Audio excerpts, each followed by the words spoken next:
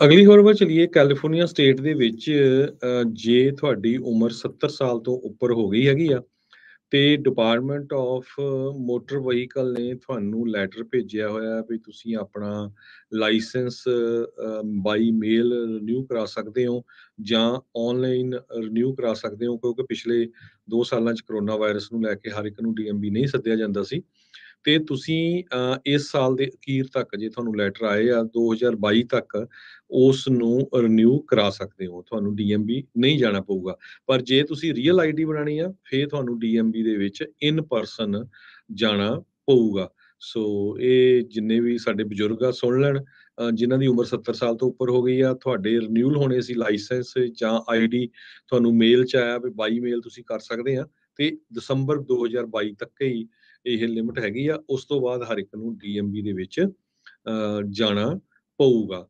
ਤੇ ਅਗਲੀ ਖਬਰ ਵੱਲ ਚਲੀਏ। ਕੈਲੀਫੋਰਨੀਆ ਦੇ ਵਿੱਚ ਇੱਕ ਬੀਬੀ ਨੇ ਆਪਣੇ ਆਪ ਦੀ ਝੂਠੀ ਖਬਰ ਬਣਾ ਲਈ ਸੀ ਵੀ ਮੈਨੂੰ ਕਿਡਨੈਪ ਕਰ ਲਿਆ ਗਿਆ ਹੈਗਾ, ਜੀ ਵੀ ਮੇਰੀ ਜਿਹੜੀ ਆ ਅਬਡਕਸ਼ਨ ਆ ਉਹ ਵਾਇਲੈਂਟ ਹੋਈ ਹੈਗੀ ਸਨ 2016 ਦੇ ਵਿੱਚ, ਤੇ ਉਸ ਨੂੰ ਅੱਜ 18 ਮਹੀਨਿਆਂ ਦੀ ਸਜ਼ਾ ਜਿਹੜੀ ਆ ਸੁਣਾਈ ਗਈ ਹੈਗੀ ਆ। ਉਹ ਆਪਣੇ ਆਪ ਕਿਸੇ ਨੇ ਅਬਡਕਟ ਨਹੀਂ ਕੀਤਾ ਸੀ, ਆਪਣੇ ਬॉयਫ੍ਰੈਂਡ ਦੇ ਨਾਲ, ਜੋ ਉਹਦਾ ਐਕਸ ਬॉयਫ੍ਰੈਂਡ ਆ ਉਹਦੇ ਨਾਲ ਉਹ ਰਨਅਵੇ ਹੋ ਗਏ ਸੀ, ਭੱਜ ਗਏ ਸੀ। ਸ਼ੈਰੀ ਪਪੀਨੀ 39 ਸਾਲਾਂ ਦੀ ਇਹ ਬੀਬੀ ਨੇ ਫੈਡਰਲ ਆਫੀਸਰਸ ਦੇ ਕੋਲ ਝੂਠ ਬੋਲਿਆ ਸੀ ਵੀ ਉਸ ਨੂੰ 2016 ਚ ਅਬਡਕਟ ਕਰ ਲਿਆ ਗਿਆ ਹੈਗਾ ਆ। ਤੇ ਇਸ ਤੋਂ ਬਾਅਦ ਬਹੁਤ ਵੱਡੀ ਗਿਣਤੀ ਦੇ ਵਿੱਚ ਫੋਰਸਸ ਤੇ ਆਮ ਲੋਕਾਂ ਨੇ ਉਸ ਨੂੰ ਲੱਭਣ ਦੀ ਜਿਹੜੀ ਆ ਕੋਸ਼ਿਸ਼ ਕੀਤੀ ਸੀ। ਲਗਭਗ ਕਹਿੰਦੇ ਭਈ ਇਹ ਇੱਕ ਰੂਰਲ ਟਾਊਨ ਹੈਗਾ ਆ ਕੈਲੀਫੋਰਨੀਆ ਦੇ ਵਿੱਚ, ਜਿੱਥੋਂ ਬਿਲੋਂਗ ਕਰਦੀ ਆ ਰੈਡਿੰਗ ਦੇ ਲਾਗੇ, ਤੇ ਉਹ 150 ਮੀਲ ਦਾ ਏਰੀਆ ਲੋਕਾਂ ਨੇ ਉਸ ਟਾਈਮ ਦੇ ਉੱਤੇ ਛਾਣ ਮਾਰਿਆ ਸੀਗਾ। ਤੇ ਇਸ ਤੋਂ ਬਿਨਾਂ California victim compensation board, US social security administration ਤੇ ਸ਼ਾਸਤਾ ਕਾਉਂਟੀ ਸ਼ੈਰਿਫ ਆਫਿਸ ਤੇ ਫੈਡਰਲ ਬਿਊਰੋ ਆਫ ਇਨਵੈਸਟੀਗੇਸ਼ਨ ਨੇ ਇਹ ਜਿੰਨਾ ਟਾਈਮ ਇਹਦੇ ਉੱਤੇ ਸਪੈਂਡ ਹੋਇਆ ਸੀ, ਲਗਭਗ $3 ਲੱਖ ਬਣਦਾ, ਉਹ ਵੀ ਇਹਦੇ ਉੱਤੇ ਚਾਰजेस ਲਾਏ ਗਏ ਹੈਗੇ ਆ। ਇਹ ਉਸ ਨੂੰ ਪੈਸੇ ਜੋ ਆ ਵਾਪਸ ਕਰਨੇ ਪੈਣਗੇ। ਜੀ ਪ੍ਰਵੀਨ ਜੀ, ਅੱਜ ਦੀਆਂ ਖਬਰਾਂ ਵੱਲ ਚੱਲੀਏ ਤੇ ਇੱਕ ਜੀ ਬਹੁਤ ਹੀ ਦੁਖਦਾਈ ਖਬਰ ਪੰਜਾਬੀ ਕਮਿਊਨਿਟੀ ਲਈ ਆ ਰਹੀ ਆ।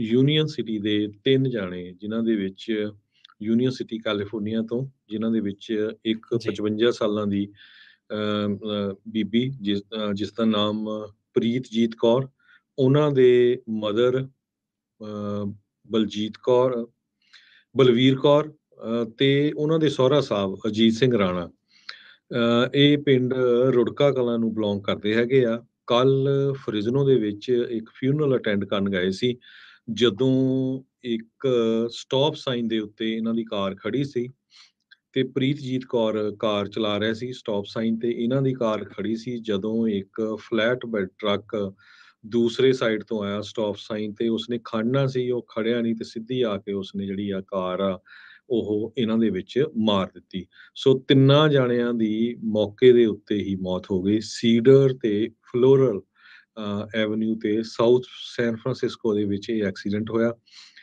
1:50 ਤੇ ਕੱਲ ਸ਼ਾਮ ਨੂੰ। ਸੋ ਇਹ 3 ਜਾਣੇ ਯੂਨੀਅਨ ਸਿਟੀ ਕੈਲੀਫੋਰਨੀਆ 'ਚ ਬਹੁਤ ਲੰਮੇ ਸਮੇਂ ਤੋਂ ਰਹਿ ਰਹੇ ਸੀ। ਸੋ ਬਹੁਤ ਹੀ ਦੁਖਦਾਈ ਘਟਨਾ ਜਿਹੜੀ ਆ ਪੰਜਾਬੀ ਕਮਿਊਨਿਟੀ ਲਈ ਵਾਪਰੀ ਹੈਗੀ ਆ। ਜੀ ਅਗਲੀ ਖਬਰ ਦੇ ਵੱਲ ਚੱਲੀਏ ਤੇ ਗੱਲ ਕਰੀਏ ਬੇਕਰਸਫੀਲਡ ਦਾ ਰੁਖ ਕਰੀਏ, ਤੇ ਇੱਥੇ ਇੱਕ ਮੋਟਰਸਾਈਕਲ ਜਿਹੜਾ ਉਹ ਇੱਕ ਹਾਦਸੇ ਦਾ ਸ਼ਿਕਾਰ ਹੋ ਗਿਆ। ਵੈਸਟ ਬੇਕਰਸਫੀਲਡ ਦੇ ਵਿੱਚ ਇਹ ਹਾਦਸਾ ਜਿਹੜਾ ਉਹ ਵਾਪਰਿਆ, ਤੇ ਬੇਕਰਸਫੀਲਡ ਪੁਲਿਸ ਡਿਪਾਰਟਮੈਂਟ ਦੇ ਮੁਤਾਬਕ ਜਿਹੜੇ ਆਫੀਸਰਸ ਨੇ ਉਹਨਾਂ ਨੇ ਇਸ ਹਾਦਸੇ ਨੂੰ ਰਿਸਪੌਂਡ ਕੀਤਾ, ਤੇ ਇਹ ਇੰਟਰਸੈਕਸ਼ਨ ਜਿਹੜਾ ਪੈਂਦਾ ਸਟਾਕਡੇਲ ਹਾਈਵੇ ਐਂਡ ਕਾਫੀ ਰੋਡ ਵਾਲਾ, ਉੱਥੇ ਇਹ ਜਿਹੜਾ ਉਹ ਵਾਪਰਿਆ, ਤੇ ਇੱਕ ਕਾਰ ਦੇ ਨਾਲ ਇਸ ਜਿਹੜਾ ਮੋਟਰਸਾਈਕਲ ਦਾ ਵਾਲੇ ਦਾ ਜਿਹੜਾ ਹਾਦਸਾ ਹੋਇਆ ਸੀ, ਉਹਦੇ ਨਾਲ ਕੋਲੀਜ਼ਨ ਹੋ ਗਈ ਸੀ, ਟੱਕਰ ਹੋ ਗਈ ਸੀਗੀ, ਤੇ ਮੌਕੇ ਤੇ ਹੀ ਜਿਹੜਾ ਇਹਨੂੰ ਚੱਕ ਕੇ ਲੈ ਗਏ ਸੀਗੇ, ਤੇ ਉਸ ਤੋਂ ਬਾਅਦ ਫਿਰ ਹਸਪੀਟਲ ਜਾ ਕੇ ਇਹਨੂੰ ਡੈਡ ਜਿਹੜਾ ਡਿਕਲੇਅਰ ਕੀਤਾ ਗਿਆ। ਤੇ 45 ਸਾਲਾ ਇਹਦੀ ਪਛਾਣ ਹੋਈ ਹੈ, ਬਿਲੇ ਡਿਓਨ ਬ੍ਰਾਉਨ, ਬੇਕਰਸਫੀਲਡ ਦਾ ਇਹ ਜਿਹੜਾ ਰਹਿਣ ਵਾਲਾ, ਜਦ ਕਿ ਕਾਰ ਦਾ ਜਿਹੜਾ ਡਰਾਈਵਰ ਆ ਉਹ ਕੋਈ ਜ਼ਿਆਦਾ ਜ਼ਖਮੀ ਨਹੀਂ ਹੈ। ਉਹ ਦੱਸਿਆ ਗਿਆ ਕਿ ਕੋਈ ਬੀਬੀ ਚਲਾਉਂਦੀ ਸੀ, ਉਹ ਉੱਥੇ ਖੜੀ ਰਹੀ ਤੇ ਉਹਨੇ ਜਿਹੜੀ ਆ ਇਨਵੈਸਟੀਗੇਸ਼ਨ ਦੇ ਨਾਲ ਪੂਰਾ ਕੋਆਪਰੇਸ਼ਨ ਕੀਤਾ ਸੀਗਾ।